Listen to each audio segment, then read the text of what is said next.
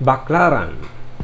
Ang malaking bahagi ng Baclaran na may tatagpuan sa hilagang bahagi ng lungsod ng Parañaque, samantalang nasasakupan naman ng lungsod ng Pasay City o lungsod ng Pasay ang maliit na bahagi ng Baclaran. Alam nyo ba na noong unang panahon, ang lugar na to ay hindi naman talaga Baclaran ang tawag sa lugar na to. Bagkos, ang tawag ng mga taga rito o ng mga residente rito ay Bacladan, sapagkat ang kahabaan ng Manila Bay hanggang dyan sa may tambo, iyan po ay mga hili-hilera ng mga baklad na itinayo ng mga residente dyan dahil ang tanging kinabubuhay lamang nila ay ang pangingisda. At ang mga isdang na kanilang mga nahuhuli ay dinadala nila doon sa pamilihang bayan ng Bacladan. Subalit sa paglipas ng panahon at lumago at gumanda ang komersyo dito sa Bacladan at ang karamihan ng mga mangingisda ay mas pinili na lamang na magsilbi bilang tindero at tindera sa mga negosyanteng Chino, kung kaya kokonti na lamang ang nagtatayo ng mga baklad. At sa paglipas pa ng panahon, ang Bacladan ay naging Baclaran. At ang Baclaran ay naitatag noong 1971 bilang bahagi ng Parañaque o ng lungsod ng Parañaque, at noong 1974 ito ay ganap na ginawang barangay. At ganon din, sakop din ng Parañaque yung iba't ibang barangay na nakapaloob sa lokalidad ng Parañaque. At dito rin na itatag o naitayo ang dambana ng Ina ng Laging Saklolo o yung Shrine of Mother of Perpetual Health.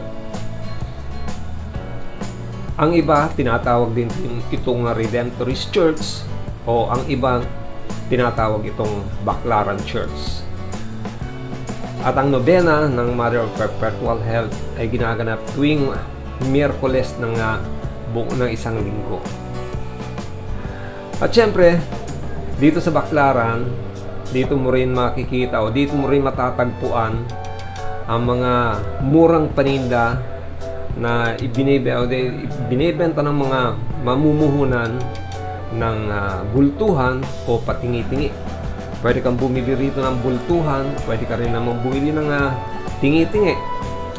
At kung ikukumpara mo yung presyo ng mga bilihin dito sa Baclaran doon sa isa pang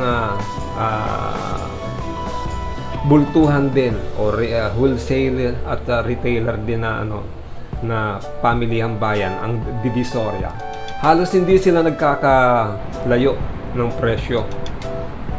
At dito nga, alam nyo ba na itong kinatatayuan ng MOA at iba pang mga estruktura dito sa may Roas Boulevard, alam nyo ba na iyan ay parte pa rin ng dagat? Parte pa rin ng dagat yan ng Manila Bay. Nireclaim lang yan ng ng gobyerno para pagtayuan ng mga struktura. Lalo na yan sa MOA. Pagkakaalam ko, isa rin ako diyan sa nakapagtrabaho sa isang kumpanya noong dekada 90, dekada 80 pala, kung saan nire-reclaim na po yung mga yung dagat. Dati kasi magmula doon sa tambo, napakaganda po ng baywalk po diyan. Diyan pa lang, diyan sa may tambo, dito sa may kinatatayuan ng parang coastal city. Yung coastal city diyan, yung parang mall, coastal mall. Parte pa po yan ng dagat. Dito sa may dito sa may etong tagusan ng tambo, yung intersection diyan ng Quirino, tapos dito sa may papuntang Ross Boulevard hanggang papunta ng airport. Iyan po ay parte pa rin ng hanggang diyan yung baywalk, yung pinaka seawall.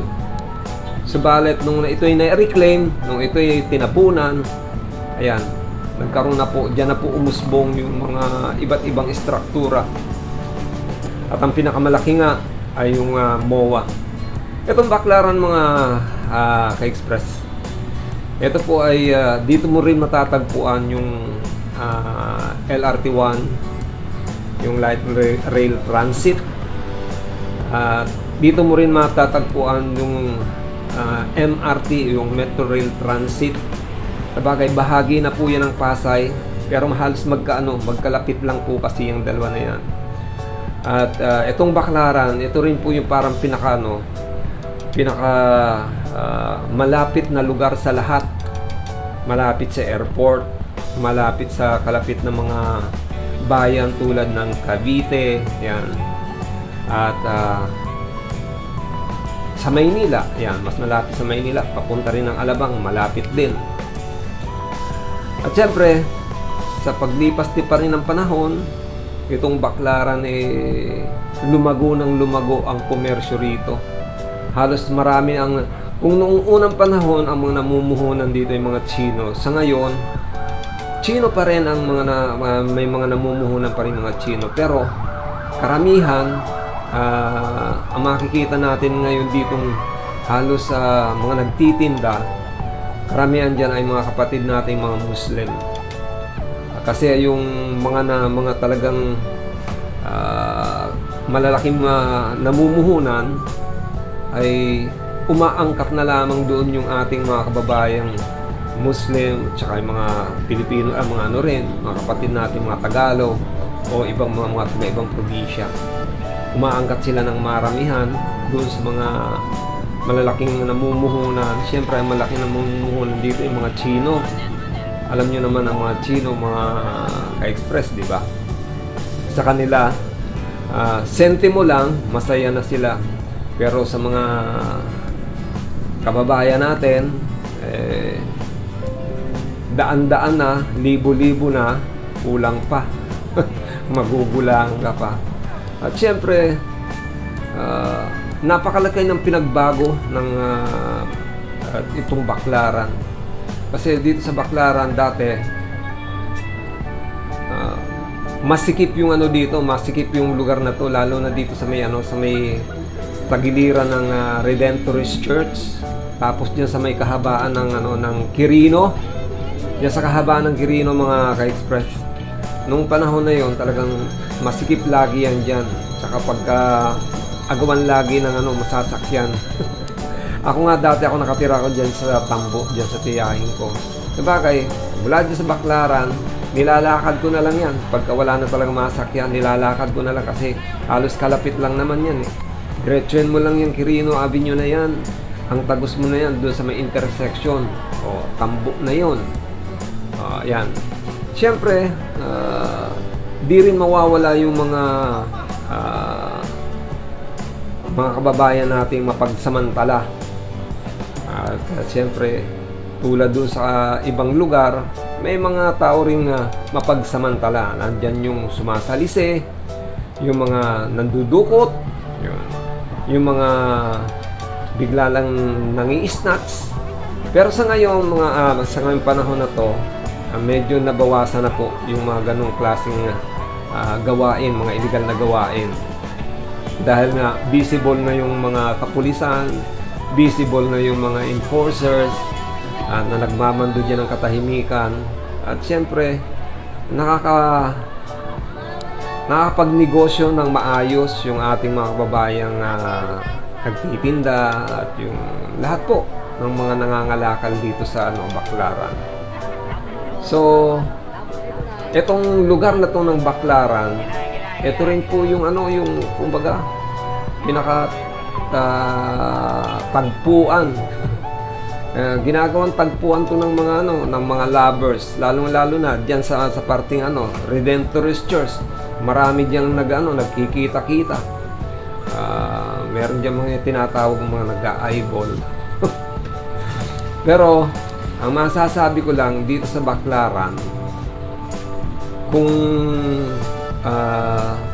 ikukumpara mo yung sistema ng pamamahala ng ibang lugar dito sa Baclaran, makikita natin na malaki yung pinagbago rito.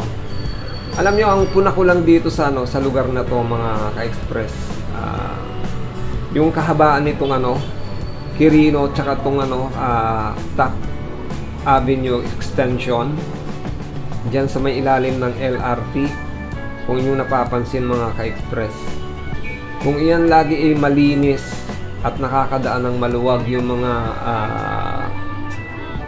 mga pedestrian, yung mga sasakyan, kung nakakaluwag yan, nadadaanan ito ng maayos, mas maganda po sana. Kaya lang, hindi talaga maiwasan malilinis po yan, magkakaroon ng magka-clearing operation, pero pagdating ng susunod na araw, balik na naman yung ating mga kapatid. Pero wala tayong magagawa kasi gusto rin naman nilang lumaban ng parehas. Ang ginagawa nila, pagbibenta, although yung pagtitinda nila dyan ay masasabi nating nakakasagabal, hindi natin po sila masisisi. Dahil yun po yung pinagkukunan din nila ng kinabubuhay. So sana mabigyan ng ating pamahalaan, lalo na itong mga kapatid natin na naghahanap buhay dyan, na mabigyan ng tamang lugar, tamang espasyo para makapaghanap buhay. So hanggang dito na lang po mga ka-express, at sa mga susunod pang ating topic o issue, magkita-kita muli tayo, at naway pagpalain tayo ng mga ating pong may kapal, at bigyan tayo ng makalakasan ng mga pangangatawan at kalusugan. Maraming salamat po. Hanggang dito na lang po. Itong muli, si Hill, at ito ang Baklaran. Maraming salamat. God bless you. Shoutout nga po pala sa inyong lahat. Thank you. God bless you all. Diyos mabalos.